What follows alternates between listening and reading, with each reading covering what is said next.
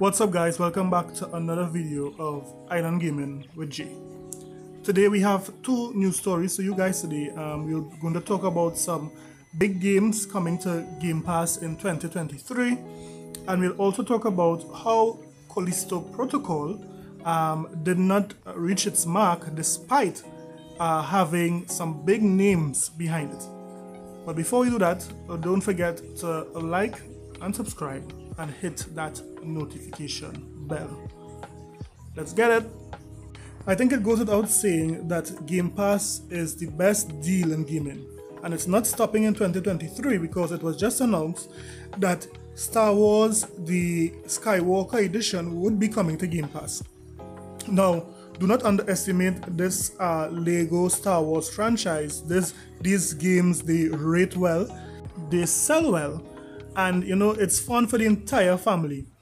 Now, the latest version in this franchise, Star Wars Lego Edition, Skywalker Saga, will be coming to Game Pass on December 6th, and no doubt it will still be relevant going into 2023. A lot of kids and their family members would be playing this game. It's a good old, you know, funny game. You know, they have a great comedic timing in these games, so it's really fun. So Game Pass is really doing well, really getting some good games in there, and there's much more to come, like Monster Hunter Rise.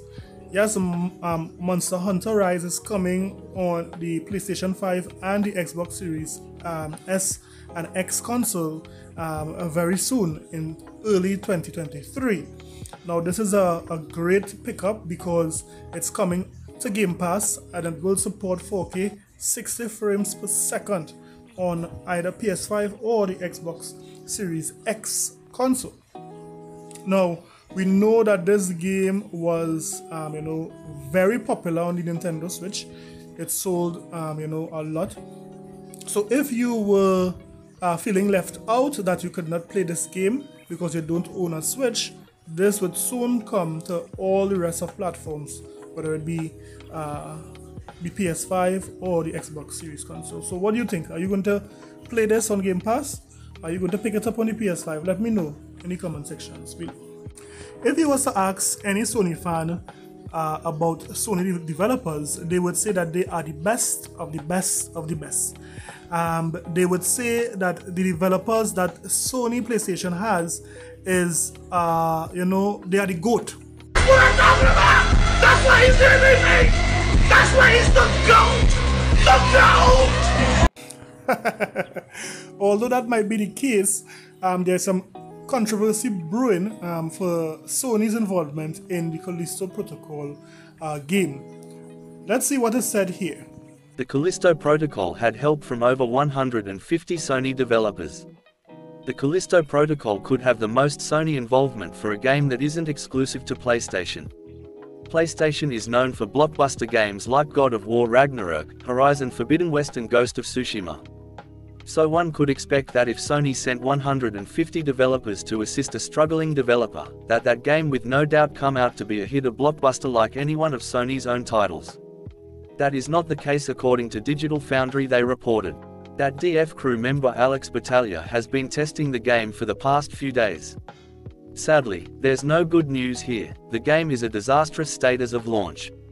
First up, this is yet another Unreal Engine 4 title that doesn't precompile its shaders, meaning that the first appearance of new models and effects is accompanied by a hefty stutter that can bring even a high-end Core i9-12900K and RTX 4090 rig to its knees, with even longer hitches on weaker systems.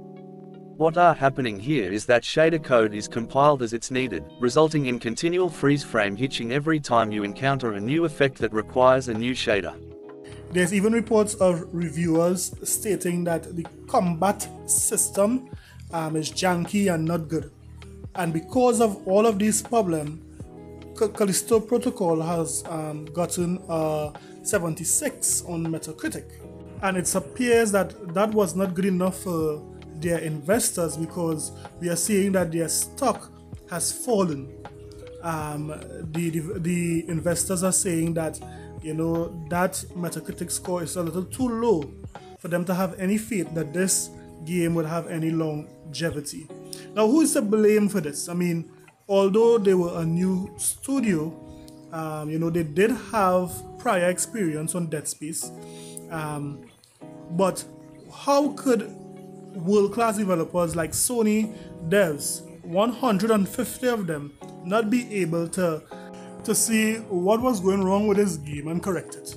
Why did this game release in the state, or it's going to release in the state that it is in currently? Although I would not play a game like this, I do see what they were trying to do, being a spiritual successor to Dead Space. Who is to blame? Is it Jim Ryan with his lying tongue? Who is to blame for letting this game come out in the state that it is in? I mean, why would Sony invest so many of their resources and not ensure that this game is a hit? Was this a sabotage from the inside? I don't know, I'm just asking some questions. Let me know what you think. Like and subscribe for more videos later.